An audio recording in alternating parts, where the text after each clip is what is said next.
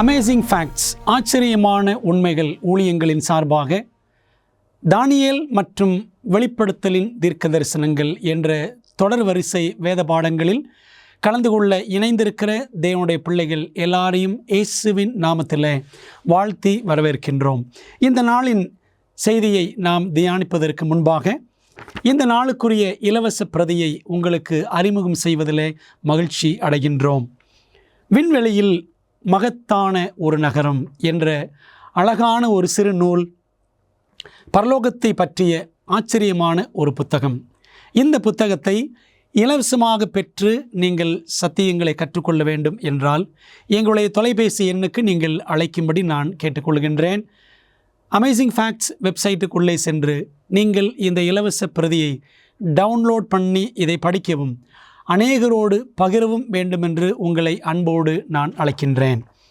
பிரியமானவர்களே, இந்த நாளுக்குரிய செய்தியை தியானிப்பதற்கு முன்பதாக நாம் கண்களை மூடி ஜெபம் செய்யலாமா? பரிசுத்தமுள்ள பிதாவே, இந்த நாளின் வேதபாட வேலைக்காக உமக்கு நாங்கள் நன்றி சொல்கிறோம். எங்களோடு இப்பொழுதும் தம்முடைய ஆவியானவரை கொண்டு பேசும்படி நாங்கள் அழைக்கின்றோம். நீதாமே இந்த பாடத்தை எங்களுக்கு ஆசீர்வதித்து தாரும். வேதத்தில் உள்ள அதிசயங்களை பார்க்கும்படி எங்கள் கண்களை திறந்தருளும். இயேசுவின் நாமத்தில் ஜெபிக்கிறோம் நல்ல பிதாவே, ஆமென். இந்த நாளுக்குரிய பாடத்தின் தலைப்பு என்னவென்றால், விண்வெளியில் மகத்தான ஒரு நகரம். இஸ்ரவேல் தேசத்தில் வாழ்ந்த மக்களுக்கு மிகச்சிறந்த அரசனாக தேவன் ஒரு அரசனை ஏற்படுத்தினார். அந்த அரசன் சாலமோன். முதலாவது சவுல் இருக்கிறார், பிற்பாடு தாவீது, மூன்றாவதாக சாலமோன் என்ற அரசனை தேவன் ஏற்படுத்துகின்றார். அவன் அரசனான பிற்பாடு ஒரு நாள் இரவிலே அவன் உறங்கிக் கொண்டிருக்கிற நேரத்தில் தேவன் அவனுக்கு சொப்பனத்தில் காணப்படுகிறார். அப்படி வந்த தேவன் தரிசனத்தில் அவனோடு சம்பாஷித்து ஒரு கேள்வி கேட்டார். சாலமோனே, உனக்கு என்ன வேண்டும் கேள் என்றார்.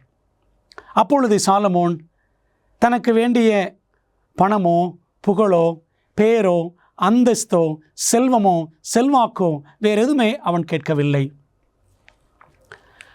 அந்த சொப்பனத்தில் அவன் ஆண்டவரிடத்தில், ஆண்டவரே, எனக்கு நீர் ஞானத்தை தாரும், உம்முடைய ஜனங்களை நான் நீதியாய் ஆட்சி செய்து அவர்களை நியாயமான பாதையில் வழிநடத்த வேண்டும் என்று ஒரே ஒரு முக்கியமான விண்ணப்பத்தை தேவனுடைய ஞானத்திற்காக அவன் கெஞ்சி வேண்டினான். அப்படி அவன் கேட்ட பொழுது தேவனுக்கு மிகவும் சந்தோஷமாயிற்று. அவனுடைய அரசாட்சி காலம் மிகவும் சிறப்பாக இருக்க வேண்டும் என்பதற்கு ஞானமே மிக மிக முக்கியம் என்று உணர்ந்த சாலமோன் ஞானத்தை மட்டுமே தேவனிடத்தில் கேட்டான். தேவன் அவனுடைய ஜெபத்தை கேட்டு அவனுக்கு ஞானத்தை கொடுத்தார். ஞானத்தை மட்டுமல்ல, அவன் கேளாத ஐஸ்வர்யம், கனம், புகழ் எல்லாமே கொடுத்தார் என்பதை 1 ராஜாக்கள் 3ஆம் அதிகாரத்தில் நாம் வாசிக்கிறோம். அந்த அதிகாரம் முழுவதையும் நீங்கள் வாசித்து பாருங்கள். அன்பான தேவ பிள்ளைகளே, தேவன் கொடுத்த ஞானத்தின் அடிப்படையில் இந்த சாலமோன் அரசாட்சி புரிந்தபடியினாலே அவனுடைய புகழ் எல்லா இடங்களிலும் பரவியது. ராஜாக்கள், ராணிகள், பிரபுக்கள், பெரிய பெரிய மேதைகள் எல்லாரும் இந்த சாலமோனை குறித்து கேள்விப்பட்டு அவனுடைய ஞானத்தின் நிமித்தம் ஆச்சரியப்பட்டு இந்த சாலமோனை பார்க்க வேண்டும், அவனுடைய ராஜ்யம், அவனுடைய மகத்துவமான ஆட்சி, அவனுடைய ஞானம், அந்த இஸ்ரவேல் தேசத்தினுடைய புகழ், அழகு, தோட்டங்கள், அரண்மனைகள் எல்லாவற்றையும் கட்டியிருக்கிற இந்த அருமையான சாலமோன் அரசனை பார்க்க வேண்டும், அவனுடைய ஞானத்தை நேருக்கு நேர் கண்டு ருசிக்க வேண்டும் என்று அநேகர் ஆச்சரியப்பட்டார்கள். பிரியமான தேவ பிள்ளைகளே, இஸ்ரவேலிலிருந்து தூரமான தேசத்தில் இருந்த ஷேபா நாடு என்ற ஒரு நாடு, அந்த ஷேபா நாட்டின் ராஜஸ்திரீ என்ன செய்கிறாள்? சாலமோனை குறித்து கேள்விப்படுகிறாள். சாலமோனுடைய ராஜ்யம் மிகவும் பிரம்மாண்டமானதாக இருக்கிறதே, அவனுடைய ஞானம் மிகவும் ஆச்சரியமாக இருக்கிறதே, நான் கேள்விப்படுவதெல்லாம் எனக்கு வியப்பூட்டுகிறது என்று நினைத்த இந்த ஷேபா நாட்டின் ராஜஸ்திரீ சாலமோனை பார்ப்பதற்காக அவள் என்ன செய்கிறாள்? எருசலேமுக்கு வந்தாள் என்று வேதாகமத்திலே வாசிக்கின்றோம். நாம் அதை பற்றி படிக்க வேண்டுமென்றால் 1 ராஜாக்கள் 10ஆம் அதிகாரத்தில் வாசிக்கலாம். இந்த சாலமோன் அரசாண்ட அந்த ராஜ்யம் இஸ்ரவேல் ராஜ்யம், இஸ்ரவேல் மற்றும் யூதா என்று 12 கோத்திரங்களும் ஒன்றாக இருந்த அந்த காலகட்டத்தில் சாலமோன் ஆட்சி புரிகிறார். அந்த இஸ்ரவேல் சாம்ராஜ்யம் பிரம்மாண்டமானதாக விளங்கியது. பிரியமான தேவ பிள்ளைகளே, சாலமோனிலும் பெரியவர் நம்முடைய ஆண்டவராகிய இயேசு கிறிஸ்து. சாலமோன் காலத்தில் ஜனங்கள் மிகவும் பேர் புகழ் பெற்றவர்களாக, செல்வம் குறையாதவர்களாக, வளம் குறையாதவர்களாக அவர்கள் வாழ்ந்தார்கள். நம்முடைய ஆண்டவர் சாலமோனிலும் பெரியவர். அவர் தம்முடைய ஜனங்களுக்கு கொடுத்த வாக்குத்தத்தம் என்ன? அன்பான தேவ பிள்ளைகளே, கேள்வி பதில் முறையில் சத்தியங்களை நாம் தொடர்ந்து படிக்கலாம். ஆண்டவர் இயேசு கிறிஸ்து கொடுத்திருக்கிற வாக்குத்தத்தம், என் பிதாவின் வீட்டில் அநேக வாசஸ்தலங்கள் உண்டு, ஒரு ஸ்தலத்தை உங்களுக்காக ஆயத்தம் பண்ண போகிறேன் என்று யோவான் 14ஆம் அதிகாரம் 2ஆம் வசனத்தில் ஆண்டவர் இயேசு கிறிஸ்து வாக்கு பண்ணியிருக்கிறார். தேவன் தம்முடைய ஜனங்களுக்காக பிரம்மாண்டமான ஒரு ராஜ்யத்தை ஆயத்தம் பண்ணுவதாக அவர் வாக்கு பண்ணியிருக்கிறார். பிரியமான தேவ பிள்ளைகளே, இயேசு ஆயத்தப்படுத்தி கொண்டிருக்கும் இந்த இடத்தை குறித்து நமக்கு என்ன தெரியும்? வேதாகமத்தில் நாம் தொடர்ந்து ஆராய்வோம். இதோ நான் புதிய வானத்தையும் புதிய பூமியையும் சிருஷ்டிக்கிறேன். ஏசாயா 65:17 ஆண்டவர் சொல்லுகிறார். புதிய வானம் புதிய பூமி மட்டுமா? எபிரேயர் 11ஆம் அதிகாரம் 16ஆம் வசனத்தில் வாசிக்கிறோம், அவர்களுக்கு ஒரு நகரத்தை ஆயத்தம் பண்ணினாரே. God is preparing a city for his people. தேவன் தம்முடைய ஜனங்களுக்காக ஒரு நகரத்தை ஆயத்தம் பண்ணுகிறார் என்று வேதம் சொல்லுகிறது. அந்த நகரத்தை பரிசுத்த நகரம், அந்த நகரத்தை புதிய எருசலேம், அந்த நகரத்தை பரலோகம் என்று வேதாகமம் சுட்டி காட்டுகிறது. பிரியமான தேவ பிள்ளைகளே, உண்மையாகவே பரலோகம் இருக்கிறதா? சொர்க்கம் என்று சொல்லுகிறார்கள், மோட்சம் என்று சொல்லுகிறார்கள். இந்த பரலோகம் இருக்கிறதா? நாம் அதை வேதாகமத்தில் ஆராய்ந்து படித்தால் உண்மையை கண்டுகொள்ளலாம். வேதத்தில் வாசிக்கிறோம், ஆண்டவர் இயேசு கிறிஸ்து மத்தேயு 5:5 சொன்னார், சாந்த குணமுள்ளவர்கள் பாக்கியவான்கள், அவர்கள் பூமியை சுதந்தரித்து கொள்ளுவார்கள். எந்த பூமி? நாம் பார்க்கிற இந்த பூமியா? இல்லை, புதிய பூமியை குறித்து ஆண்டவர் பேசுகிறார். ஏசாயா 65ஆம் அதிகாரம் 21ஆம் வசனத்தில் வாசிக்கிறோம், வீடுகளை கட்டி அவைகளில் குடியிருப்பார்கள், திராட்சை தோட்டங்களை நாட்டி அவைகளின் கனியை புசிப்பார்கள். தேவன் தம்முடைய ஜனங்களுக்காக புதிய வானத்தையும் புதிய பூமியையும் படைப்பார். அங்கே கர்த்தருடைய ஜனங்கள் வீடுகளை கட்டி குடியிருப்பார்கள். அவர்கள் அழகழகான தோட்டங்களை அமைத்து அங்கே கனிகளை புசிப்பார்கள் என்று தேவன் வாக்கு பண்ணியிருக்கிறார். தேவ ஜனங்கள் சுதந்திரிக்க போகிற புதிய பூமியிலே இப்படிப்பட்ட ஆசீர்வாதங்கள் எல்லாம் நிறைவாக இருக்கும் என்று வேதம் நமக்கு காட்டுகிறது. பிரியமான தேவ ஜனங்களே, பரிசுத்த நகரத்தை குறித்து இன்னும் அதிகமாக நமக்கு என்ன தெரியும்? தேவனுடைய நகரத்தை குறித்து நாம் இன்னும் ஆழமாக அதிகமாக ஆராய்ந்து படித்து புரிந்து கொள்ள வேண்டும் என்றால் ஏசாயா புத்தகத்தில் 65, 66ஆம் அதிகாரங்கள், வெளிப்படுத்தின விசேஷத்தில் 21, 22 ஆகிய அதிகாரங்கள், இவை எல்லாவற்றையும் படித்தால் பரலோகம், புதிய வானம், புதிய பூமி போன்ற காரியங்களை குறித்து நாம் ஆழமாக விரிவாக கற்றுக்கொள்ளலாம்.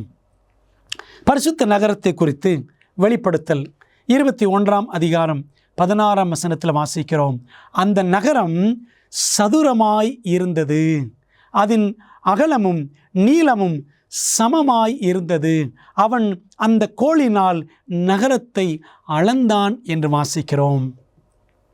மிகவும் அழகாக சதுர வடிவிலான நகரம் பரலோக நகரம். அந்த நகரத்தினுடைய அளவை பாருங்களேன். வெளிப்படுத்தல் 21:16 அது 12,000 ஸ்தாதி அளவாய் இருந்தது. 12,000 ஃபர்லாங்ஸ் என்று சொல்வார்கள். அதாவது 1500 மைல்கள். 4 திசைகளில் எந்த திசைகளில் போனாலும் 375 மைல்கள், 375 மைல்கள். அதை நீங்கள் அப்படியே நீங்கள் போட்டு பாருங்கள். அழகாக 1500 மைல்கள் சதுர அளவிலான அழகான ஒரு நகரம். அதனுடைய நீளம், அகலம், உயரம் எல்லாமே சமமாக இருக்கும் என்று நாம் பார்க்கின்றோம். யோவானாகிய நான் புதிய எருசலேமாகிய பரிசுத்த நகரத்தை தேவனிடத்தினின்று பரலோகத்தை விட்டு இறங்கி வர கண்டேன் என்று வெளிப்படுத்தல் 21:2 யோவான் தான் கண்ட அந்த பரலோக காட்சியை, அந்த தெய்வீக நகரத்தின் காட்சியை, அதனுடைய மாட்சிமையை அழகாக வர்ணிக்கின்றார். பிரியமான தேவப்பிள்ளைகளே, எருசலேமாகிய பரிசுத்த நகரம் பரலோகத்தை விட்டு தேவனிடத்திலிருந்து இறங்கி வருகிறதை எனக்கு காண்பித்தான் என்று யோவான் திரும்பவும் எழுதுகிறார். வெளிப்படுத்தல் 21:10 மற்றும் 12 ஆகிய வசனங்களை படித்து பார்த்தோம் என்றால், அந்த நகரத்திற்கு 12 வாசல்கள் இருந்தன.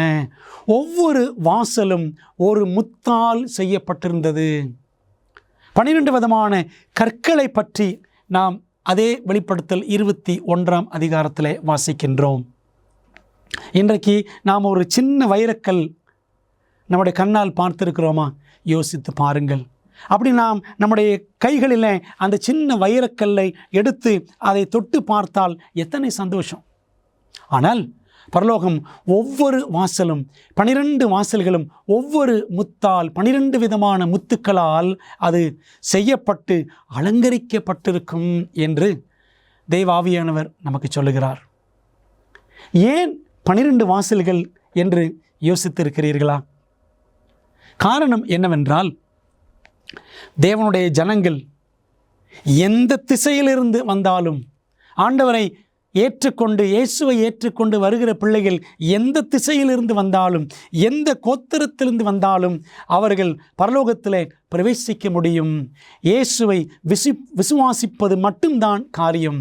அவர் சொல்லியிருக்கிற கட்டளைகளின்படியெல்லாம் கீழ்ப்படிந்து நடப்பதுதான் காரியம். தேவனுடைய ராஜ்யத்திற்குள்ளே பிரவேசிக்கலாம். அதனால் ஆண்டவர் 12 வாசல்களை வைத்திருக்கிறார்.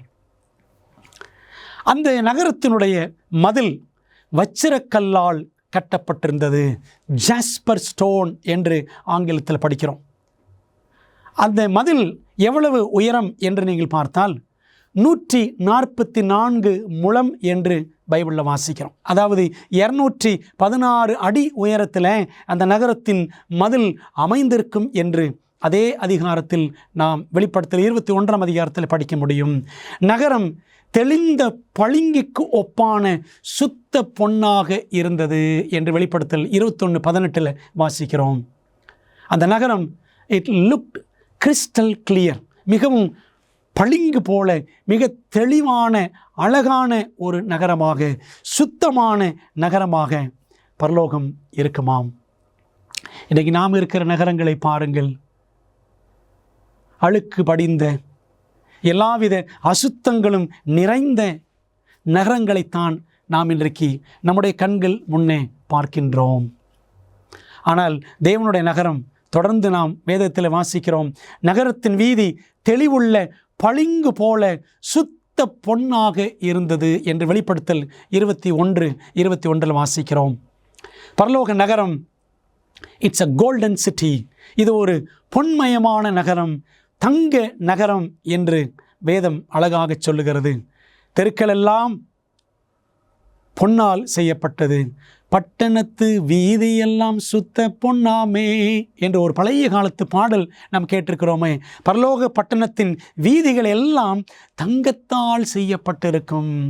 பிரியமான தேவ பிள்ளைகளே, நாம் இந்த உலகத்தில் இருக்கும் பொழுது தங்கத்தை நம்முடைய சரீரத்தின் அங்கமாக நினைக்கிறோம். ஆனால் பரலோக ராஜ்யத்தில் தங்கமெல்லாம் நம்முடைய கால்களுக்கு கீழே இருக்கும். நாம் நடக்கிற பாதையாக அந்த தங்கம் அமைந்திருக்கும்.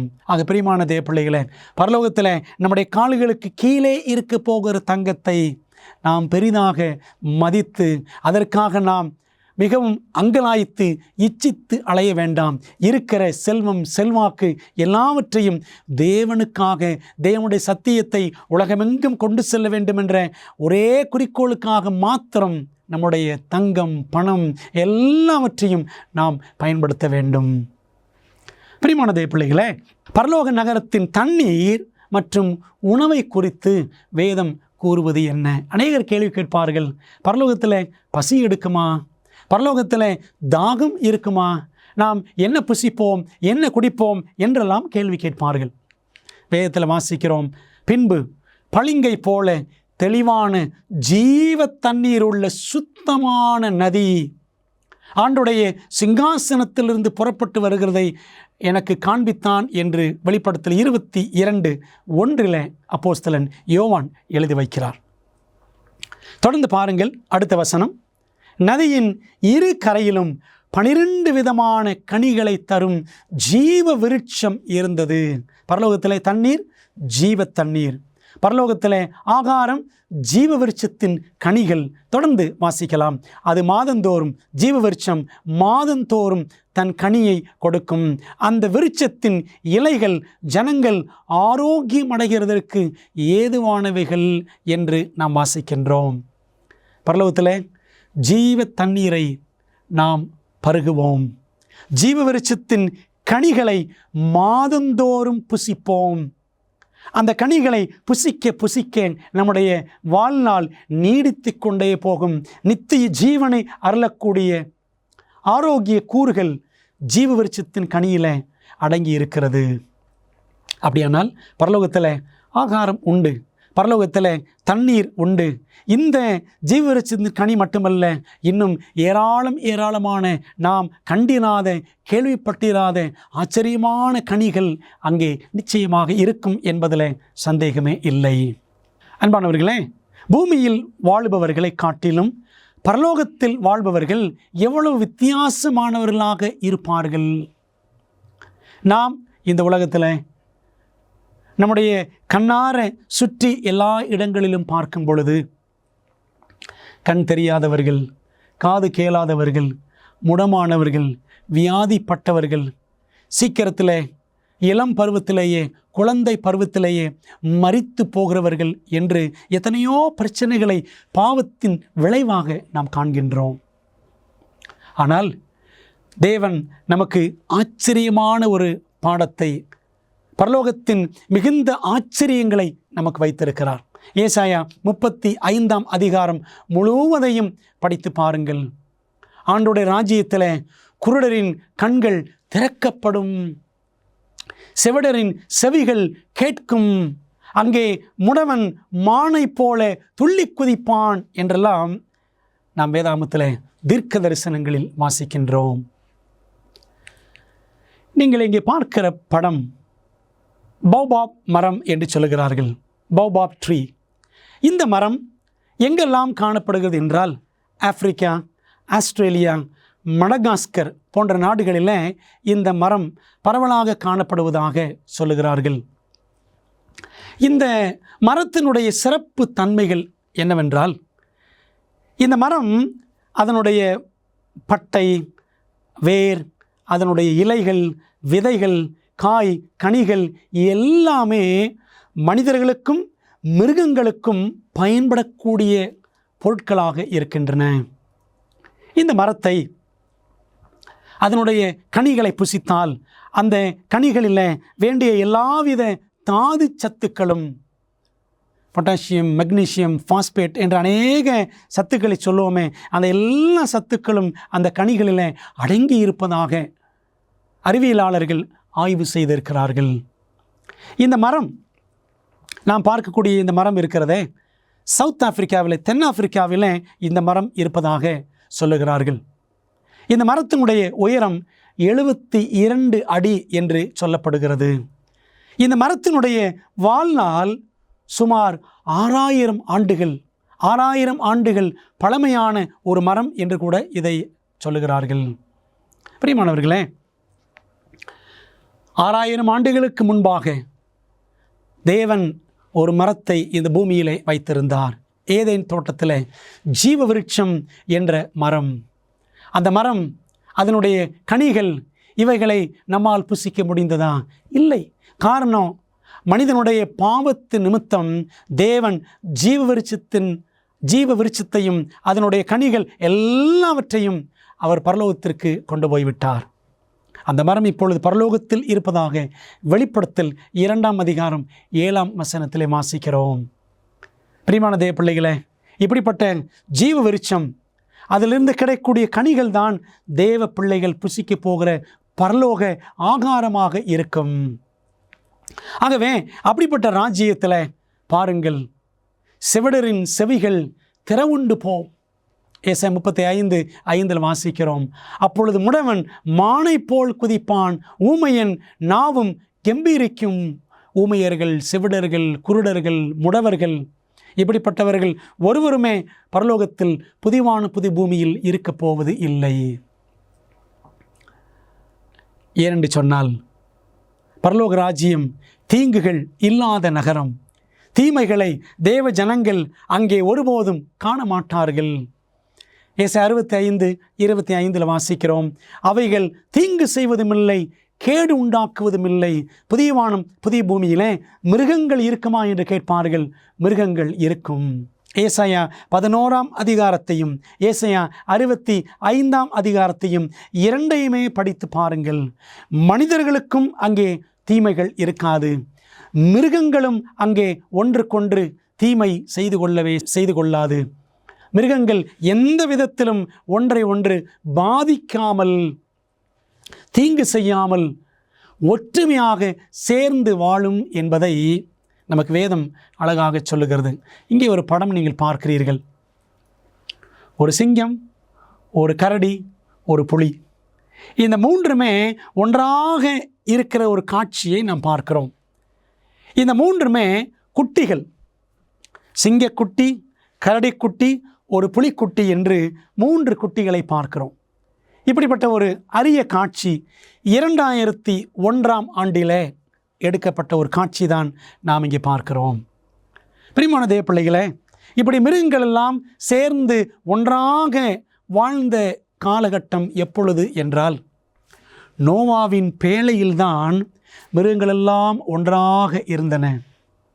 ஒன்றுக்கொன்று முரண்டு பிடித்து சண்டை போடாமல், அடித்து கொள்ளாமல், கடித்து கொள்ளாமல் சேர்ந்து இருந்தது நோவா பேழையிலே தான். அந்த அனுபவம் சீக்கிரமாக தேவன் புதிவான புதி பூமியிலே தேவ ஜனங்கள் கண்ணார கண்டு அனுபவிக்கும்படி வைத்திருக்கிறார். பாருங்கள், வேதம் என்ன சொல்லுகிறது? ஏசாயா 11:6 வசனம். அப்பொழுது ஓநாய் ஆட்டுக்குட்டியோடே தங்கும், புலி வெள்ளாட்டுக்குட்டியோடே படுத்துக்கொள்ளும், ஒரு சிறு பையன் அவைகளை நடத்துவான். இன்றைக்கு சிறு பிள்ளைகள் விலங்குகளை பார்த்தால் பயப்படுகிறார்கள். நாய்களை பார்த்து, பூனைகளை பார்த்து அலறக்கூடியவர்கள், கதறக்கூடியவர்கள் எவ்வளோ பேர் இருக்கிறார்கள். ஆனால் கர்த்தருடைய ராஜ்யத்தில் ஒரு சிறு பையன் அவைகளை வழி நடத்துவான். என்ன அர்த்தம்? சின்ன பிள்ளைகள் எல்லாரும் என்ன செய்வாங்க? மிருகங்களோடும் எல்லாவித பிராணிகளோடும் நன்றாக பழகுவார்கள் என்பதை தேவன் அவ்வளவு தத்ரூபமாக நமக்கு வர்ணிக்கின்றார். ஏசாயா 35:1 வசனம் பாருங்கள். வனாந்தரமும் வறண்ட நிலமும் மகிழ்ந்து கடுவெளி கழித்து புஷ்பத்தை போல செழிக்கும். என்ன அர்த்தம்? தேவன் படைக்க போகிற அந்த புதிவான புதி பூமியில் வறட்சி என்பது இருக்காது. வனாந்தரமான காட்சிகள் இருக்க போவது இல்லை. எங்கும் செழிப்பும் எங்கும் பசுமையுமே காணப்படும் என்பதை மிக அழகாக தேவன் நமக்கு வெளிப்படுத்துகின்றார். அன்பான தேவ ஜனங்களே, இன்றைக்கு உலகத்தில் எத்தனையோ விதமான வியாதிகள், உயிர்கொல்லி நோய்கள், கேன்சர், இருதய நோய்கள் மற்றும் புற்றுநோய், இன்றைக்கி நாம் பார்க்கக்கூடிய கொரோனா வைரஸ், எத்தனையோ விதமான பிரச்சனைகள். கொரோனா வைரஸ்னாலே எத்தனை ஆயிரக்கணக்கான மக்கள் இறந்து போனார்கள். ஆனால் அன்பான தேவ பிள்ளைகளே, ஆச்சரியம் என்ன தெரியுமா? வேதம் சொல்லுகிறது, ஏசாயா 33ஆம் அதிகாரம் 24ஆம் வசனத்தில், வியாதிப்பட்டிருக்கிறேன் என்று நகரவாசிகள் சொல்வதில்லை. வியாதி என்ற ஒரு பிரச்சனை ஆண்டோட ராஜ்யத்தில் இருக்கவே இருக்காது. அந்த அளவுக்கு தேவன் அற்புதமான ஒரு நகரத்தை நமக்காக ஆயத்தம் பண்ணி கொண்டிருக்கிறார். இனி மரணமும் இல்லை, துக்கமும் இல்லை, அலறுதலும் இல்லை, வருத்தமும் இல்லை என்று வெளிப்படுத்தல் 21:4 நாம் வாசிக்கிறோம். அன்பான தேவ ஜனங்களே, அப்படிப்பட்ட ராஜ்யம் ஆண்டவரே சீக்கிரமாய் வர வேண்டும், உம்முடைய ராஜ்யம் வருவதாக, உம்முடைய ராஜ்யம் வருவதாக என்று நாம் ஜெபத்தில், பரமண்டல ஜெபத்தில் சொல்கிறோமே, உணர்ந்து தான் சொல்லுகிறோமா என்பதை சற்று நாம் யோசித்து பார்க்க வேண்டும். வேதாகம தீர்க்க தரிசனத்தில் வெளிப்படுத்தப்பட்டுள்ளபடி நம்முடைய மோசமான உலகத்திற்கான தேவனின் திட்டத்தை அறிய விரும்புகிறீர்களா? உங்கள் மிகப்பெரிய சவால்களுக்கு நடைமுறையான நம்பகமான தீர்வுகள் வேண்டுமா? ஊக்கமளிக்கும் மற்றும் அறிவூட்டும் ஆச்சரியமூட்டும் உண்மைகள் வேதாகம பாட வழிகாட்டிகள் 27 அழகான வரைகளை மற்றும் நேரடியான பதில்களை புரிந்து கொள்ள எளிதான வகையில் வேதத்தின் அடிப்படையில் சிறப்பான மேலான பாடங்களை வழங்குகின்றது. ஒவ்வொரு ஆய்வு வழிகாட்டியும் உங்கள் வாழ்க்கையின் மிக முக்கியமான உண்மைக்கான பொருத்தமான வேதாகம பதில்களை நோக்கி உங்களை வழிநடத்தும். நான் எப்படி ஆரோக்கியமான ஐக்கியத்தை பெறுவது? இயேசு எப்போது எப்படி மீண்டும் வருவார்? மேலும் இப்படி பல கேள்விகளுக்கு உங்கள் எதிர்காலத்தை வாய்ப்பாக விட்டுவிடாதீர்கள். ஆச்சரியமூட்டும் உண்மைகள் வேதாகம பாட வழிகாட்டிகளிடமிருந்து உங்கள் வாழ்க்கையை சத்தியத்துடன் மாற்றுங்கள். ஆங்கிலம், இந்தி, தமிழ் மற்றும் தெலுங்கு மொழிகளில் கிடைக்கிறது. காத்திருக்க வேண்டாம். bookstore.aftv.in என்ற இணையதளம் மூலம் உங்கள் முழுமையான ஆய்வு வழிகாட்டிகளை இன்றே ஆர்டர் செய்யுங்கள். பரிசுத்தவான்களுடைய சரீரங்கள் அங்கே எப்படிப்பட்டவைகளாக இருக்கும்? ஆண்டோட ராஜ்யத்திற்கு நாம் போகும் பொழுது நாம் இப்பொழுது இருக்கிறபடி கூனி, குறுகி, தோள்கள் சுருங்கி, வயதான தோற்றம், இப்படித்தான் காணப்படுவோமா? எப்படி இருப்போம்? பார்க்கலாமா? பிலிப்பியர் 3ஆம் அதிகாரம் 20-21 வசனங்கள். கர்த்தராயிருக்கிற இயேசு கிறிஸ்து அவர் எல்லாவற்றையும் தமக்கு கீழ்ப்படுத்தி கொள்ளத்தக்க தம்முடைய வல்லமையான செயலின்படியே நம்முடைய அற்பமான சரீரத்தை தம்முடைய மகிமையான சரீரத்திற்கு ஒப்பாக மறுரூபப்படுத்துவார். நமது சரீரம் எப்படிப்பட்ட சரீரம்? அற்பமான சரீரம். திடீரென்று நோய்கள் ஏற்பட்டுவிடும், திடீரென்று செயல்பாடுகள் நின்று போகும், திடீரென்று நாம் மரித்து போகக்கூடும். அப்படிப்பட்ட சரீரம்தான் இந்த சரீரம், அற்பமான சரீரம். இன்றைக்கு அழகாக இருப்போம், ஒரு நாள் அழகு போய்விடும். இன்றைக்கு ஆரோக்கியமாக இருப்போம், ஒரு நாள் நலிந்து மெலிந்து போவோம். அன்பானவர்களே, ஆனால் பாவத்தினால் அற்பமான சரீரமாகிவிட்ட நம்முடைய சரீரங்களை ஆண்டவர் நிச்சயமாறாம் மகிமையான சரீரங்களாக மாற்றுவார். மகிமையான சரீரம் என்றால் என்ன? அந்த மகிமையான சரீரத்தில் வயதாகிக் கொண்டே போவதால் வரக்கூடிய முதுமை தோற்றம் இருக்காது. மகிமையான சரீரத்தில் வியாதிகள் தோன்றாது. மகிமையான சரீரத்தில் எந்த விதமான தொற்றுக்களும் தொற்றாது. அன்பான தேவ பிள்ளைகளே, அப்படிப்பட்ட சரீரம்தான் மகிமையான சரீரம். நாம் இந்த மகிமையான சரீரத்தை புரிந்து கொள்ள வேண்டும் என்றால் இயேசுவின் சரீரம் குறித்து நாம் பார்க்க வேண்டும். இயேசுவின் சரீரம் மெய்யானதா அல்லது அவர் ஓர் ஆவியா? லூக்கா 24ஆம் அதிகாரத்தில் 39ஆம் வசனம் பாருங்கள். ஆண்டவர் இயேசு கிறிஸ்து மரித்து கல்லறையில் வைக்கப்பட்டு 3ஆம் நாளிலே உயிரோடு எழுந்தார். நான் தான் என்று அறியும்படி என் கைகளையும் என் கால்களையும் பாருங்கள், என்னை தொட்டு பாருங்கள். ஆண்டவர் இயேசு கிறிஸ்து உயிர் தெழுந்த பிற்பாடு தம்முடைய சீஷர்களை சந்திப்பதற்காக வந்தார். சீஷர்கள் எல்லாரும் பயந்து போய் ஒளிந்திருந்தார்கள் என்று வேதம் சொல்லுகிறது. அப்படி அவர்கள் இருந்த அறைக்குள்ளே நுழைந்த இயேசு கிறிஸ்து அவரை பார்த்து சீஷர்கள் மிகவும் ஆச்சரியப்பட்டார்கள். ஒரு விதத்தில் சொல்லப்போனால் பயந்து போனார்கள். இது இயேசுதானோ என்று திகைத்தார்கள். ஆண்டவர் சொன்னார், நான் தான் என்று அறியும்படி என் கைகளையும் என் கால்களையும் பாருங்கள், என்னை தொட்டு பாருங்கள், நீங்கள் காண்கிறபடி எனக்கு மாம்சமும் எலும்புகளும் உண்டாயிருக்கிறது போல ஒரு ஆவிக்கு இராதே என்று சொல்லி என்று வாசிக்கிறோம். ஆண்டவர் இயேசு கிறிஸ்து மகிமையான சரீரத்தோடு காணப்பட்டார் உயிர்த்தெழுதலுக்கு பிற்பாடு. ஆனாலும் அவருக்கு மாம்சம் எலும்புகள் எல்லாம் இருந்தன. அவர் ஆவியாக இருக்கவில்லை, மகிமையான சரீரத்தில் இருந்தார் என்பதை நாம் பார்க்கும் பொழுது, தேவனுடைய பிள்ளைகளாகிய நீங்களும் நானும் பரலோக ராஜ்யத்திற்கு செல்லும் பொழுது பாவம் இல்லாத, பாவத்தின் கரைகள் இல்லாத அந்த மகிமையான சரீரத்தை பெற்றுக்கொள்வோம். நாம் பரலோகத்தில் ஆவிகளாக இருக்க போவது இல்லை என்பது உண்மை. அன்பான தேவ பிள்ளைகளே, இந்த சத்தியங்களை நாம் படிக்கும் பொழுது எத்தனை உற்சாகம்! ஆண்டவரே, உம்முடைய ராஜ்யத்திற்கு நான் வர வேண்டும், உம்மோடு இருக்க வேண்டும், உம்மை போல் மாற வேண்டும் என்று நாம் எத்தனை ஏக்கத்தோடு இந்த நாட்களில் தேவனுடைய ராஜ்யத்திற்கு ஆயத்தப்பட வேண்டும். நம்மை உற்சாகப்படுத்தும் வேறு வாக்குத்தத்தம் ஏதேனும் உள்ளதா? வாருங்கள், தொடர்ந்து படிக்கலாம். அப்போஸ்தலர் 3ஆம் அதிகாரம் 20-21 வசனங்கள். உங்கள் பாவங்கள் நிவிர்த்தி செய்யப்படும் பொருட்டு நீங்கள் மனம் திரும்பி குணப்படுங்கள். உலகத் தோற்றம் முதல் தேவன் தம்முடைய பரிசுத்த தீர்க்கதரிசிகள் எல்லாருடைய வாக்கினாலும் உரைத்தவைகள் எல்லாம் நிறைவேறி தீரும் காலங்கள் வருமளவும் பரலோகம் அவரை ஏற்றுக்கொள்ள வேண்டும். என்ன அர்த்தம்?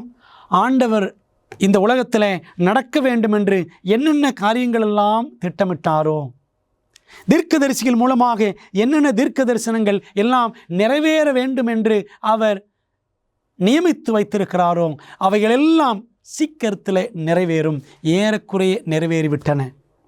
எல்லாம் நிறைவேறி முடித்த பிற்பாடு அவர் சீக்கிரமாக வருவார், இயேசு கிறிஸ்து. அது நிறைவேறி முடிகிற வரைக்கும், இந்த தீர்க்க தரிசனங்கள் எல்லாம் நிறைவேறி முடிகிற வரைக்கும் அவர் பரலோகத்தில் தான் இருப்பார் என்று வேதம் அழகாக இந்த வசனங்களில் நம்ம கற்றுக் கொடுக்கிறது. பிரியமான தேவ பிள்ளைகளே, இன்னும் நிறைவேற வேண்டிய தீர்க்க தரிசனங்கள் எத்தனை இருக்கின்றன? மிக மிக குறைவான தீர்க்க தரிசனங்கள் தான் நிறைவேறி ஆக வேண்டும். ஏறக்குறை வேதாகமத்தில் எல்லா தீர்க்க தரிசனங்களும் இந்த உலகத்தில் நிறைவேறிவிட்டன. அன்பான தேவ பிள்ளைகளே, ஆண்டவர் இயேசு கிறிஸ்து பரலோகத்தின் தேவாட்டுக்குட்டியானவர் சீக்கிரமாய் வரப்போகிறார். அந்த ஆட்டுக்குட்டியானவர் எங்கே போனாலும் அவரை பின்பற்றுகிறவர்கள் இவர்களே என்று வெளிப்படுத்தல் 14:4 வாசிக்கிறோம். நம்முடைய ஆண்டவராய் இயேசு கிறிஸ்துவை நாம் பின்பற்றுகிறோமா? உண்மையாய் அவருடைய வழியிலே அவர் காண்பித்து சென்றிருக்கிற, விட்டு சென்றிருக்கிற அடிச்சுவடுகளிலே நாம் நடக்கிறோமா என்பதை யோசித்து பார்ப்போம். இந்த உலகத்திலேயே நம் ஆண்டவரை எங்கே போனாலும் அவரை பின்பற்றி நாம் அவருக்கு உண்மையாக, அவருக்கு பிரியமாக நடந்தால்தான் அவருடைய ராஜ்யத்திலும் நாம் எங்கே போனாலும் அவர் பின்னே செல்லுகிறவர்களாக இருப்போம். பிரியமான தேவ பிள்ளைகளே, ஆக இந்த உலகத்தில் நாம் வாழக்கூடிய ஒவ்வொரு நாளும் இயேசுவை பின்பற்றி வாழ வேண்டியது மிகவும் அவசியம். இந்த வாழ்க்கையின் சோகமான அல்லது வழி நிறைந்த ஞாபகங்கள் பரலோகத்திலும் மக்களை துன்பப்படுத்துமா? இந்த உலகத்தில் நமக்கு பிரியமானவர்கள் நம்மை விட்டு பிரிந்து போகும் பொழுது, அல்லது மரித்து போகும் பொழுது, அல்லது விபத்துக்களால் நாம் கண்ட சோகங்கள், வியாதிகளால் நாம் அடைந்த கஷ்டங்கள், இந்த காரியங்கள் எல்லாம் நம்மை துன்பப்படுத்துமா? அல்லது நாம் செய்த பாவங்களை குறித்த நினைவுகள் திரும்ப திரும்ப தோன்றி நம்மை அலைக்கழிக்குமா என்றால் வேதம் என்ன சொல்லுகிறது பாருங்கள். ஏசாயா 65:17 இதோ நான் புதிய வானத்தையும் புதிய பூமியையும் சிருஷ்டிக்கிறேன், முந்தினவைகள் இனி நினைக்கப்படுவதும் இல்லை, மனதிலே தோன்றுவதும் இல்லை. என்னுடைய நண்பர் இப்படி பேசிவிட்டாரே, என் உறவினர்கள் என்னை காயப்படுத்தி விட்டார்களே, என்னோடு வேலை செய்கிறவர்கள், என்னுடைய அதிகாரி என்னை இப்படி தவறாக நினைத்து விட்டாரே என்றெல்லாம் நாம் உள்ளம் உடைந்து போயிருக்கலாம். அன்பான தேவ பிள்ளைகளே, எதுவானாலும் சரி, முந்தினவைகள் இனி நினைக்கப்படுவதும் இல்லை, மனதிலே தோன்றுவதும் இல்லை. ஆண்டவர் நம்முடைய பாவங்கள் எல்லாவற்றையும் சமுத்திரத்தின் ஆழங்களிலே போட்டு விடுவார். அவர் நினைக்கப் போவது இல்லை. நாமும் அவைகளை நினைப்பதற்கும் தேவன் விடுவதும் இல்லை. அன்பான தேவ பிள்ளைகளே, ஆகவே எத்தனை ஆச்சரியமான திட்டம், மகிமையான திட்டம் தேவன் நமக்காக வைத்திருக்கின்றார். தேவனுடைய புதிய ராஜ்யத்தில் ஜனங்கள் மற்றவர்களை அடையாளம் காண முடியுமா? இன்றைக்கு நாம் பார்க்கக்கூடிய நம்முடைய உறவினர்கள், கணவன், மனைவி, பிள்ளைகள், நம்முடைய போதகர், நமக்கு பிரியமான நண்பர்கள், நமது நெருக்கமான தோழிகள், நாம் மரணத்தில் இலக்க கொடுத்த நம்முடைய சொந்தங்கள், இவர்கள் எல்லாரையும் நாம் மீண்டும் அடையாளம் காண முடியுமா? பரலோகத்தில் அவர்களை திரும்பவும் கண்டு கட்டி அணைத்து நாம் சந்தோஷப்பட முடியுமா? அப்படியானால் அவர்கள் நாம் அடையாளம் காண வேண்டுமே, அடையாளம் காண முடியுமா? வேதம் சொல்லுகிறதை பார்ப்போமே. 1 கொரிந்தியர் 13:12. அப்பொழுது நான் அறியப்பட்டிருக்கிறபடியே அறிந்து கொள்வேன்.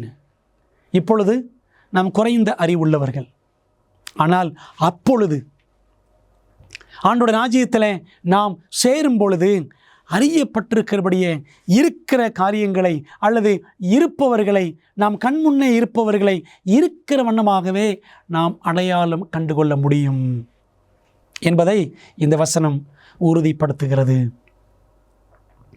நமக்கு பிரியமானவர்கள், நம்முடைய நண்பர்கள், அன்பர்கள் எல்லாரையும் நாம் இன்னும் பூரண அழகில், அழகான தோற்றத்தில், நோய் நொடிகள் இல்லாத, நலிவு மெலிவு இல்லாத அருமையான இளமை தோற்றத்தில் நாம் நிச்சயமாக ஒருவரை ஒருவர் அடையாளம் காண்போம் என்பதில் சந்தேகம் இல்லை.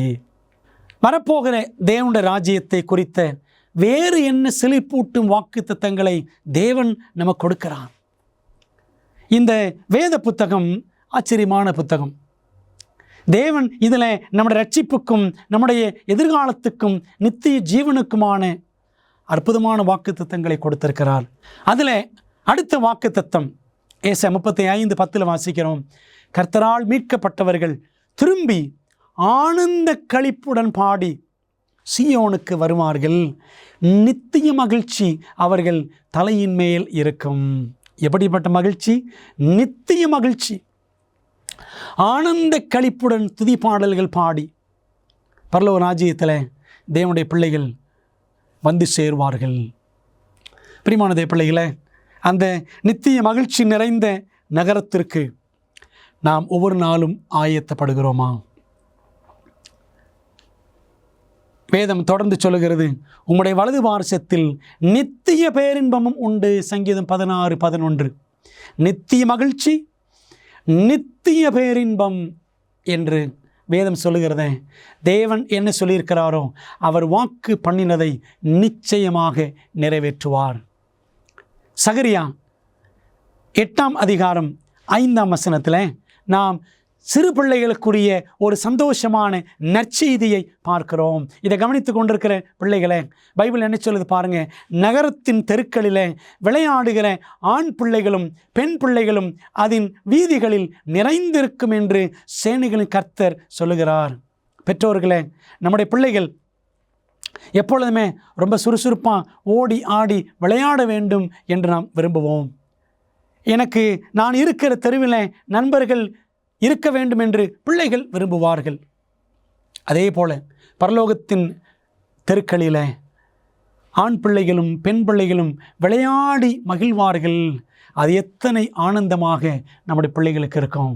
இதை கேட்டுக்கொண்டிருக்கிற சின்ன பிள்ளைகளை, நீங்கள் பரலோகத்திற்கு ஆயத்தம் ஆகிறீர்களா என்பதை எண்ணி பார்த்து, அம்மா அப்பாவுக்கு பிடிச்ச பிள்ளைகளா, பெரியவங்களுக்கும் இன்னும் ஆண்டவருக்கும் பிடிச்ச பிள்ளைகளா நீங்கள் நடக்கணும். ஏசாயா 40:31 அவர்கள் ஓடினாலும் இளைப்படையார்கள், நடந்தாலும் சோர்ந்து போகார்கள். சிறு பிள்ளைகளும் வாலிய பிள்ளைகளும் எவ்வளவு ஓடி ஆடி விளையாடினாலும் அவர்கள் இளைப்படைய மாட்டார்கள். பெரியவர்கள் எவ்வளவுதான் நடந்தாலும் அவர்கள் சோர்ந்து போக மாட்டார்கள். அப்படிப்பட்ட கழுகுக்கொப்பான அந்த புது பலன் தேவனுடைய ராஜ்யத்தில் தேவ பிள்ளைகள் பெற்றிருப்பார்கள். வசனம் சொல்லுகிறது பாருங்கள், ஏசாயா 40:31 கழுகுகளைப் போல செட்டைகளை அடித்து எழும்புவார்கள் என்று நாம் வேதாமத்தில் அழகாக வாசிக்கின்றோம். அன்பான தேவ பிள்ளைகளை, இந்த உலகத்தில் பல நேரங்களில் நாம் நினைக்கிறோம், எனக்கு பலன் இல்லையே, என்னுடைய பலன் நலிந்து மெலிந்து நான் போகிறேனே என்று நினைக்கிறோம். ஆனால் கர்த்தருடைய ராஜ்யத்தில் நமக்கு புது பலன் உண்டு. அந்த புது பலனை நாம் அடையலாம். இப்பொழுதே விசுவாசித்து வாக்குத்தத்தங்களை இயேசுவின் நாமத்தில் உரிமை கோரி ஜெபிக்கும் பொழுது அந்த பலனை நாம் அடையலாம். அன்பான தேவ பிள்ளைகளே, அந்த ராஜ்யத்திற்கு ஒவ்வொரு நாளும் நம்முடைய குடும்ப ஜெபங்களிலே வாஞ்சையோடு ஜெபித்து, ஆண்டவரே நான் குடும்பமாய் உம்முடைய ராஜ்யம் வர வேண்டும் என்று நம்மை நாமே ஆயத்தப்படுத்துவோம். தேவனுடைய புதிய ராஜ்யத்தை குறித்து போதுமான வார்த்தைகளால் நாம் விவரிக்க முடியுமா? என்னால் முடியவே முடியாது. தேவனுடைய ராஜ்யத்தை குறித்து விவரிப்பதற்கு எந்த மனிதனாலும் முடியாது. ஏனென்றால் அப்போஸ்தலனாகிய பவுல் சொல்லுகிறார் பாருங்கள், 1 கொரிந்தியர் 2:9 எழுதியிருக்கிறபடி, தேவன் தம்மில் அன்பு கூறுகிறவர்களுக்கு ஆயத்தம் பண்ணினவைகளை கண் காணவும் இல்லை, காது கேட்கவும் இல்லை, அவைகள் மனுஷனுடைய இருதயத்தில் தோன்றவும் இல்லை.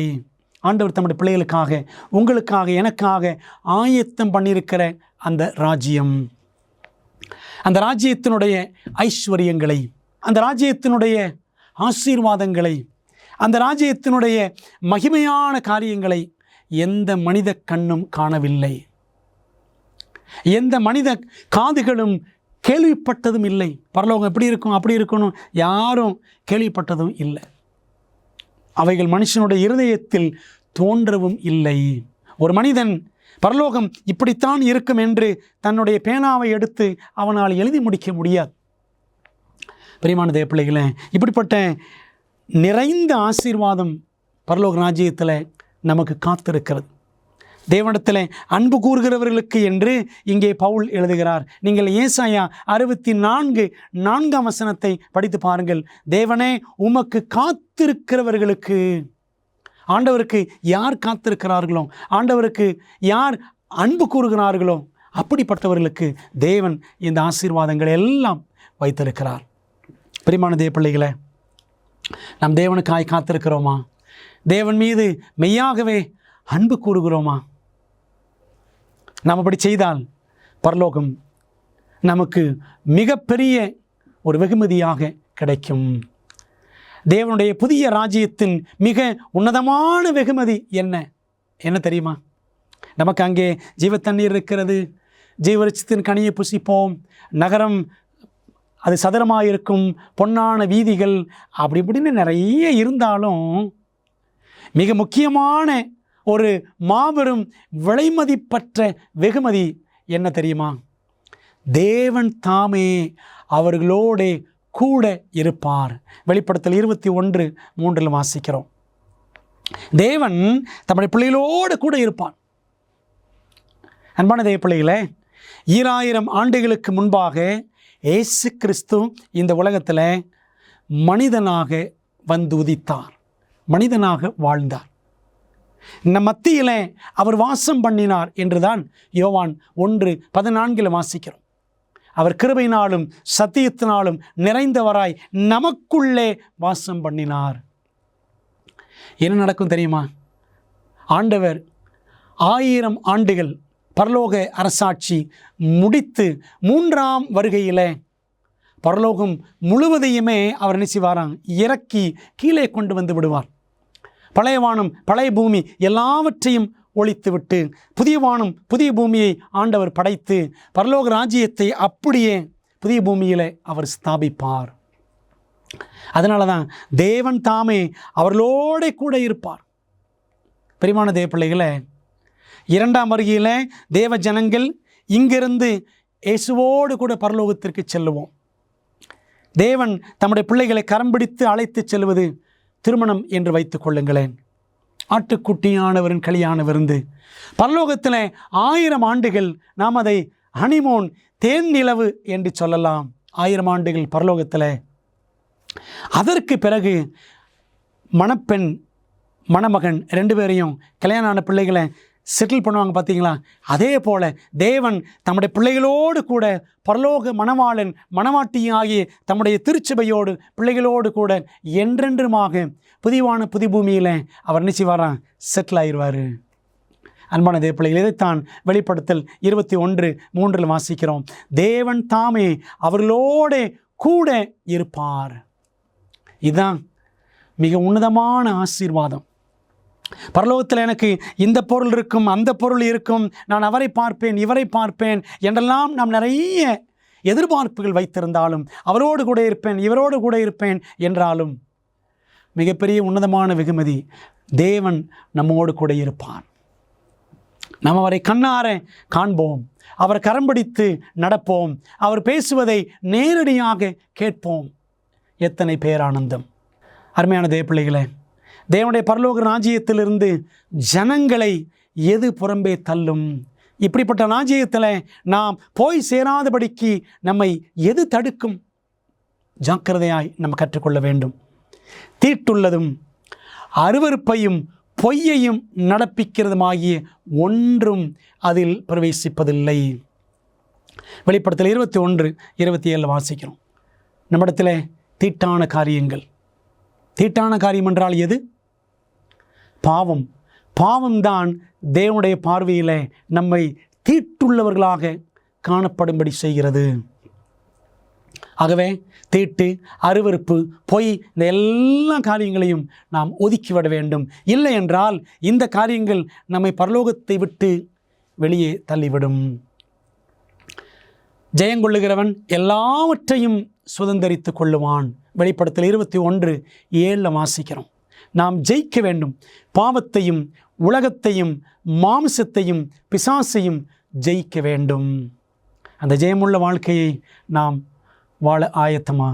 ஆண்டோடைய பலத்தினாலே அந்த ஜெயமுள்ள வாழ்க்கை வாழ தேவன் நம்மிடம் எதிர்பார்க்கிறார். பிரியமானவர்களே, ஜெயங்கொள்ளுகிறவன் எல்லாவற்றையும் சுதந்திரித்து கொள்ளுவான். பாவத்தை குறித்து நான் என்ன செய்ய முடியும்? என்னால் முடியுமா? என்னிடத்தில் இருக்கிற அசுத்தங்களை நான் கழுவிக்கொள்ள முடியுமா? முடியாது. ஆகவே என்ன செய்யணும்? நம்முடைய பாவங்களை நாம் அறிக்கையிட்டால், பாவங்களை நமக்கு மன்னித்து எல்லா அநியாயத்தையும் நீக்கி நம்மை சுத்திகரிப்பதற்கு அவர் இயேசு கிறிஸ்து உண்மையும் நீதியும் உள்ளவராய் இருக்கிறார் என்று 1 யோவான் 1:9 வாசிக்கிறோம். நம்முடைய பாவங்களை நாம் தொலைத்து போட முடியாது. ஆண்டவரிடத்தில் தான் நாம் செல்ல வேண்டும். அவரிடம் சென்று, ஆண்டவரே, என்னுடைய பாவங்கள் எல்லாம் மன்னியும், என்னை கழுவி சுத்திகரியும் என்று நாம் அவரிடத்தில் நம்மை தாழ்த்தி அர்ப்பணிக்கும் பொழுது, அவருடைய பாதத்தில் விழுந்து கெஞ்சி மன்றாடும் பொழுது அவர் நமக்கு விடுதலையை கொடுப்பார், நம்மை சுத்திகரிப்பார். சுத்தமுள்ள பரிசுத்தமுள்ள தேவ ஜனமாக கர்த்தர் நம்மை மாற்றுவார். பிரியமான தேவ ஜனங்களே, இம்மையிலும் மறுமையிலும் வெற்றிக்கான விதிமுறை எதுவென்று இயேசு கூறுகிறார். இந்த உலகத்தில் நாம் வாழும் பொழுதும் சரி, ஆண்டுடைய மகிமையின் ராஜ்யத்திற்கு நாம் போகும் பொழுதும் சரி, ஒரு அடிப்படையான தத்துவத்தை நம்முடைய வாழ்க்கையில் எப்பொழுதுமே பின்பற்ற வேண்டும். அது என்னவென்றால், முதலாவது தேவனுடைய ராஜ்யத்தையும் அவருடைய நீதியையும் தேடுங்கள், அப்பொழுது இவைகளெல்லாம் உங்களுக்கு கூட கொடுக்கப்படும் என்று மத்தேயு 6:33 இயேசுவை சொல்லியிருக்கிறார். நம்முடைய வாழ்க்கையில் எப்பொழுதும் எல்லாவற்றிலும் இயேசுவுக்கு முதலிடம் கொடுப்போம் என்றால், தேவன் இந்த உலகத்தில் மட்டுமல்ல, அவருடைய ராஜ்யத்திலும் எல்லா ஆசீர்வாதங்களையும் கூடவே அவர் நமக்கு கொடுப்பார். குறையாத ஆசீர்வாதங்களை, நிறைவான ஆசீர்வாதங்களை, உத்தம ஆசீர்வாதங்களை, பரிசுத்த ஆசீர்வாதங்களை, நித்திய ஆசீர்வாதங்களை, நிலையான மாறாத ஆசீர்வாதங்களை அவர் நமக்கு எப்பொழுதுமே கொடுப்பார். அன்பான தேவ பிள்ளைகளே, ஆகவே இந்த ராஜ்யத்திற்கு நான் மட்டும் போக வேண்டும் என்று நாம் நினைத்து விடாமல், நம்முடைய குடும்பம் மட்டும் போனால் போதும் என்று நினைத்து விடாமல், நான் அறிந்திருக்கிற இந்த ஆண்டவரையும், நான் அறிய பெற்றிருக்கிற இந்த பரலோகம் குறித்த சத்திய வெளிச்சத்தையும் மற்றவர்களுக்கும் எடுத்து கூறி அவர்களும் அந்த ராஜ்யத்துக்கு வந்து சேர நாம் செய்ய வேண்டிய எல்லா ஊழியங்களையும் செய்ய வேண்டும். அதற்காகத்தான் இந்த சத்தியங்களெல்லாம் படிச்சுட்ருக்கிறோம். இந்த சத்தியங்களை எல்லாருக்கும் பகிர்ந்து கொடுக்க நம்மை நாமே தத்தம் செய்வோம். ஊழியத்திற்கென்று நம்மை அர்ப்பணிப்போம். ஜெபிக்கலாமா? நல்ல பிதாவே, இந்த நாளிலே விண்வெளியில் மகத்தான ஒரு நகரம் என்ற ஒரு சத்தியத்தை நாங்கள் ஓரளவுக்குத்தான் படித்தோம். ஆண்டவரே, ஓரளவுக்குத்தான் எங்களால் புரிந்து கொள்ள முடியும், என்னாலும் பேச முடியும். ஆண்டவரே, பரிசுத்த ஆவியானவர் தாமே இன்னும் ஆழமாய் அதிகமாய் தம்முடைய பிள்ளைகளுக்கு பரலோக நகரத்தின் மாட்சிமைகளை கற்றுக் கொடுப்பீராக. அந்த உன்னதமான ராஜ்யத்திற்கு எங்களை ஆயத்தப்படுத்தும் தகப்பனே. நாங்கள் நம்முடைய ராஜ்யத்தில் வந்து சேர வேண்டும். தேவன் எங்களோடு இருப்பார் என்று படித்தோம். நாங்கள் உம்மோடு இருப்பதற்கு எங்களை ஆயத்தப்படுத்தும். இப்பொழுதே இந்த உலகத்தில் தேவனை எல்லாவற்றிலும் முதன்மைப்படுத்தி மகிமைப்படுத்தி வாழ எங்களுக்கு பலத்தை தாரும். தொடர்ந்து ஆண்டவர் இந்த பாடங்கள் மூலமாய் எங்களோடு பேசி உம்மண்டை கிட்டிச் சேர உதவி செய்யும். இயேசுவின் நாமத்தில் ஜெபிக்கிறோம் நல்ல பிதாவே, ஆமேன். அன்பான தேவ பிள்ளைகளே, இந்த சத்தியங்களை நீங்கள் மற்றவர்களுக்கும் பகிர்ந்து கொள்ளும்படி உங்களை அன்போடு அழைக்கின்றோம். நீங்கள் பெற்ற இந்த சத்தியம், நீங்கள் பெற்ற அந்த ஆத்தும ரட்சிப்பை, நீங்கள் பெற்றுக்கொண்ட அந்த இருதயம் கழுவப்படுதலை மற்றவர்களுக்கும் எடுத்து கூறி பரலோக ராஜ்யத்திற்கு அநேகரை ஆயத்தப்படுத்துங்கள். மீண்டும் அடுத்த வகுப்பில் நாம் சந்திக்கலாம். ஆமேன்.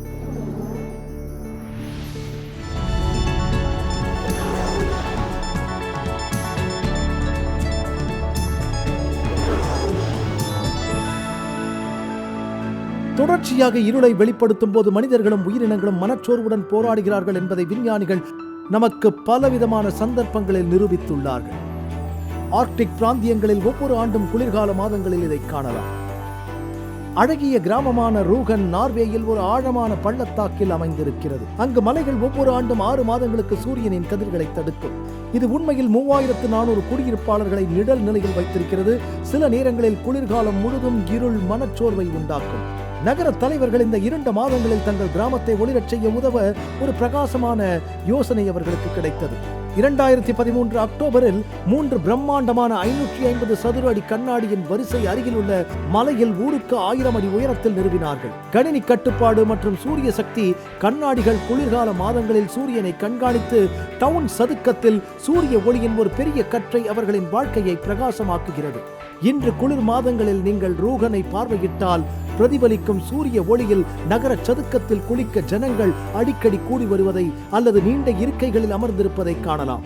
மலையில் இருக்கும் அந்த கண்ணாடியை போலவே கிறிஸ்தவர்களும் இந்த இருண்ட கிரகத்தில் உலகின் ஒளியாக இருந்த இயேசுவின் ஒளியை பிரதிபலிக்க வேண்டும் என்று வேதம் சொல்கிறது.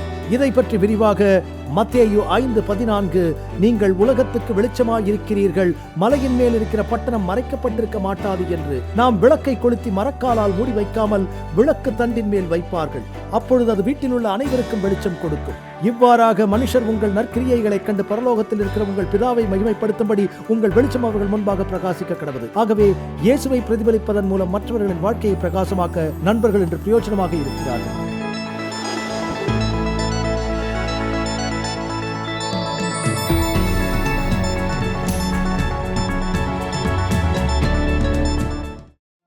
அமேசிங் ஃபேக்ட்ஸ் என் வாழ்க்கையில் ஒரு நல்ல தாக்கத்தை அமேசிங் ஃபேக்ட்ஸ் உண்மையிலேயே என் வாழ்க்கையில் ஒரு பெரிய தாக்கத்தை செயலாக்கம் தான் இன்று என்னை இங்கே நிற்க வச்சிருக்கு. நான் குற்றப்படுத்தப்படலை, ஆனால் அதை குறித்து சந்தோஷம். நான் வேதாகமத்தை படிக்க ஆரம்பித்தேன். நான் செவன்த் அட்வென்டிஸ்ட் சபையில் ஒரு அங்கமாக ஞானஸ்நானம் கொடுத்த ஜீவனை குறித்து இன்னும் அநேக காரியங்கள் இருக்க வேண்டும். கொடுக்கப்பட்ட செய்தி மிகவும் வல்லமை வாய்ந்ததாக இருந்தது. அமேசிங் ஃபேக்ட்ஸ் 55 வருடங்களுக்கு மேலாக தேவனுடைய நற்செய்தி உலகமெங்கும் அறிவித்து வருகிறது. அப்புறமா அமேசிங் ஃபேக்ட்ஸ்க்கு இடையில லோகோ வரும். இதற்கு முன்பாக நிறைய பேர் பேசுகிறத நான் கேள்விப்பட்டிருக்கிறேன், ஆனால் இவர் பேசுகிறத முதன்முறையாக நான் கேட்டேன். இவர் ஏதோ ஒன்றை குறித்து சொல்லும்போது நான் உடனே வேதத்தை எடுத்து அதை கண்டுபிடிக்கணும்னு ஆசைப்பட்டேன். ஏன்னா நான் இதுக்கு முன்பாக அதை பற்றி நான் கேள்வியே பட்டதில்லை. எனவே நான் வேத பாடங்களை படிக்க துவங்கினேன். நான் உட்பட இங்கு இருக்கும் ஒவ்வொரு நபரும் மாற்றம் பெற துவங்கினோம். கடவுளே, எனக்கு ஏன் இப்படி நடந்தது என்பது என் வாழ்க்கையில் ஒரு கேள்வியாக இருந்தது. தேவன் என்னத்தை பேசினாரு. நான் உண்மையாகவே அவர்தான் என் தகப்பன் என்பதை கண்டேன். நான் என் வாழ்க்கையில் எல்லாத்தையும் இழந்தேன். இப்போதான் ஆண்டவர் என் வாழ்க்கையில் இல்லைங்கிறதே நான் உணர்ந்தேன். நான் ஒரு தீர்க்க தரிசன பாட வகுப்புக்கு சென்றேன். அது என்னை சுக்குநூறாக உடைத்தது. இச்செய்தி மிகவும் வல்லமை வாய்ந்ததும் மறுக்க முடியாத உண்மையுமாக இருந்தது. இது மிகவும் ஆச்சரியமாக உள்ளது.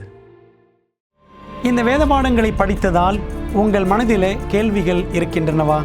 அப்படியானால் உங்கள் கேள்விகளை திரையில் தெரியும் எண்ணை பயன்படுத்தி எங்களுக்கு தெரியப்படுத்துங்கள். இல்லை என்றால் உங்கள் கேள்விகளை info@aftv.in என்ற முகவரிக்கு மின்னஞ்சல் செய்யுங்கள். வேதாகமத்தை தொடர்ந்து கற்றுக்கொள்ளும் பொழுது கர்த்தர் உங்களை ஆசீர்வதிப்பாராக. 50 வருடங்களுக்கும் மேலாக அமேசிங் ஃபேக்ட் ஊழியங்கள் நற்செய்தியை உலகம் முழுவதும் பகிர்ந்து கொண்டிருக்கிறது.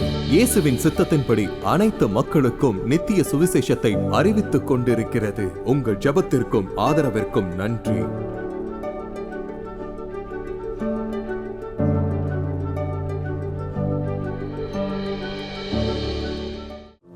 பெரோயா பட்டணத்து சபை விசுவாசிகள் தாங்கள் சத்தியங்களை கேட்ட பிற்பாடு தங்கள் இல்லத்திற்கு சென்று காரியங்கள் இப்படி இருக்கிறதா என்று வேதத்தோடு ஒப்பிட்டு மீண்டும் படித்தார்கள். அதுபோலவே நீங்களும் செய்ய வேண்டும் என்று நாங்கள் விரும்புகிறோம். இந்த தீர்க்க தரிசன தொடர் கூட்டங்களில் ஒவ்வொரு நாளும் உங்களுக்கு அந்தந்த நாளுக்குரிய செய்தி சம்பந்தமான இலவச பிரதி அறிமுகப்படுத்தப்படுகிறது. ஆகவே அந்த இலவச பிரதியை நீங்கள் திரையில் தெரியும் தொலைபேசி எண்ணை பயன்படுத்தி எங்களோடு தொடர்பு கொண்டு பெற்றுக்கொள்ளலாம். அல்லது எங்களுடைய வெப்சைட்டுக்குள்ளே சென்று நீங்கள் அதை பதிவிறக்கம் செய்து கொள்ளலாம். நீங்கள் அந்த புத்தகங்களை பெற்றுக்கொண்டு படித்து வேதத்தில் உள்ளபடியே கற்றுக்கொள்ளுங்கள். நீங்கள் படித்த பிற்பாடு உங்கள் நண்பருக்கும் அதை பகிர்ந்து கொள்ளுங்கள்.